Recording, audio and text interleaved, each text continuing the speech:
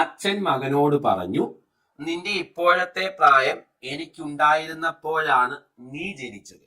അച്ഛന്റെ ഇപ്പോഴത്തെ പ്രായം 54 മകന്റെ പ്രായം എന്ത്? ഇത് മിക്കപ്പോഴും കണ്ടിട്ടുള്ള ഒരു പാറ്റേൺ ആണ്. നല്ല ക്വസ്റ്റ്യനാ. നിന്റെ ഇപ്പോഴത്തെ പ്രായം എനിക്കുണ്ടായിരുന്നപ്പോഴാണ് നീ ജനിച്ചത്. അച്ഛന് ഇപ്പോൾ 54 വയസ്സുണ്ടെങ്കിൽ മകന്റെ വയസ്സ് എത്ര? മകളെ, അച്ഛന്റെ വയസ്സ് തന്നിട്ട് മകന്റെ വയസ്സ് കാണാൻ ചോദിച്ചാൽ അച്ഛന്റെ വയസ്സിന്റെ നേരെ പകുതി എടുത്താൽ പരിപാടി തീരും മക്കളെ. സോ മകന്റെ വയസ്സ് 27. കണ്ടോ? അപ്പൊ അച്ഛൻ പറയുവാണ്, എനിക്ക് നിന്റെ വയസ്സുണ്ടായിരുന്നപ്പം നീ ഉണ്ടായി, അല്ലെ? അതല്ലേ അതിന്റെ അർത്ഥം. നിന്റെ ഇപ്പോഴത്തെ പ്രായം എനിക്കുണ്ടായിരുന്നപ്പം നീ ജനിച്ചു എന്നാ പറഞ്ഞിരിക്കുന്നത്. എന്നിട്ട് അച്ഛന്റെ വയസ്സ് വന്നിട്ട് മകന്റെ വയസ്സ് ചോദിച്ചാൽ അച്ഛന്റെ വയസ്സിന്റെ പകുതി എടുക്കണം.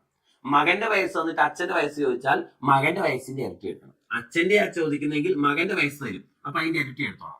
മകന്റെ ചോദിക്കുന്നെങ്കിൽ അച്ഛന്റെ വയസ്സ് തരും, അപ്പൊ അതിന്റെ പകുതി എടുത്തോളാം. ക്ലിയർ ആണല്ലോ?